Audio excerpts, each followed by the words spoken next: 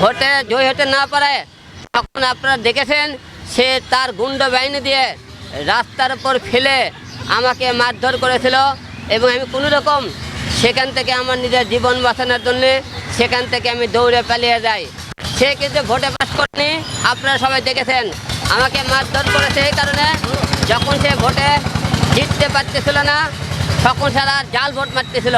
কেন্দ্রে সেই জাল ভোট যখন মারে আমি হাতে নাতে ধরি, তো সেই টাইমে তারা কেন্দ্র থেকে আমাকে ঢাকিয়ে বার করে নিয়ে আসে, পোষণ ধরে মারধর করে।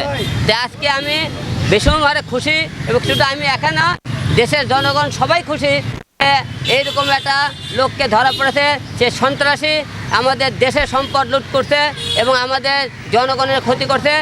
সে ভোটে কিন্তু জয় হতে পারেনি এবং আগামীকাল আমাকে গুলশানে যে হত্যা করার চেষ্টা করা হয়েছিল সেই জন্য আগামীকাল কোর্টে আমি মামলা করব আমার হত্যা করার চেষ্টায় এবং আমার আসনটাতে তারা ছিনিয়ে নিয়েছে, এই কারণে আমরা আগামীকাল মামলা করব কোর্টে। আপনি গুলশানেও মিষ্টি বিতরণ করেছেন? আমরা শুনেছি গুলশানে মনে করেন আজকে তাকে নিয়ে যেতে হবে, তারপরে শুনলাম না গুলশানে না ডিবিতে আনা হবে। তারপরে আমরা এখানে আসলাম যে আসামি এখনও ভেতরে আছে কিনা আমি জানি না, তবে ধরা পড়ছে এটা আপনারা সবাই নিশ্চিত থাকেন এবং আগামীকাল তাকে কোর্টে ওঠানো হবে মনে হয়। কালকে কোর্টে ওঠানো হয়, কালকে আমি কোর্টে অবশ্যই মামলা করব, কালকে কোর্টে যাব। কালকে কোর্টে দেয় তার আমরা এমন শাস্তি আমরা সরকারের কাছে আবেদন করব ভবিষ্যতে এইরকম জানে এমপি মন্ত্রী দেশে কোনোদিন যাতে হলে তারা যাতে দেশের এরকম ক্ষতি না করে, মানুষের অত্যাচার না করে, জুলুম না করে এবং কোনো মায়ের বুক যাতে খালি না করতে পারে। কত টাকা মিষ্টি বিতরণ করছে? আজকে মিষ্টি কোনো হিসাব নাই, আনলিমিটেড। যেখানে দাঁড়াবো সেখানে মিষ্টি খাবি, সেখানেই খাওয়াবো, কোনো হিসাব নাই, হিসাব ছাড়া মিষ্টি খাওয়ানো হবে। এবং এছাড়াও আমার যারা ভক্ত আছে যারা আরাফাতে ধরার এই খুশিতে বিভিন্ন জেলায় জেলায় সেখানে মিষ্টি বিতরণ করতেছেন। আপনি পুরস্কার বিতরণের ঘোষণা দিয়েছিলেন আরাফাতকে ধরার জন্য। আমি পুরস্কার দেয়নি, ওরা অন্য কেউ দিয়েছে। আমি তার খালি ধরার অপেক্ষায় ছিলাম, ওরা খুঁজতেছিলাম।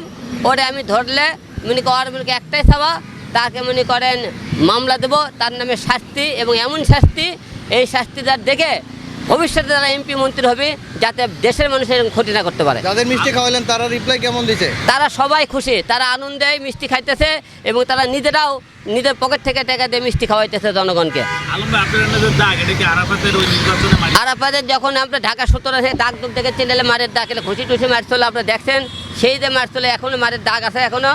আপনি মিথ্যে কথা বলে লাভ নাই, কতটা মারধর করছে আপনি সেখানকার ভিডিও ফুটেজগুলো আপনি টাইনে আবার দেখলে বুঝতে পারবেন তারা কী আর আমাকে মারছে। সেই মারের দাগ এখন আমার গালে আছে, দেখেন এখন দাগ আছে, আপনি দেখতে পারতেছেন। এই যে মারামারিটা হলো, কারা আপনাকে মারলো এবং প্ল্যানিং করে মারছে?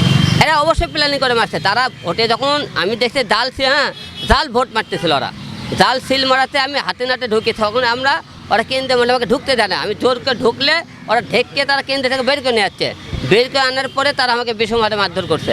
আলম ভাই, এখন যদি আরাফাতকে আপনি সামনাসামনি পেতেন কি করবেন? মার সেই মার গণধোলায় মার দেবো আগে, মিষ্টি বিতরণ পরে ওরা আগে মার। কালকে কোর্টে যাবো, কালকে কোর্টে তোলা আমার সামনে গেলে পায় ওরে কালকে কোর্টে মারবো, ওরে কালকে ডিম মারবো, পচা ডিম মারবো কোর্টে। হ্যাঁ কালকে কোর্টে। ভালো থাকেন।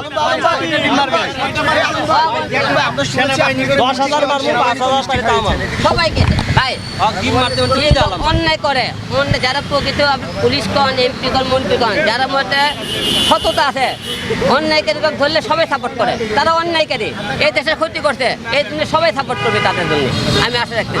আগে তো ডিবি অফিসে আসলে হারুন ভাইয়ের সাথে দেখা করতেন, কিন্তু এবার আসলে হারুন ভাই নাই, কেমন লাগছে?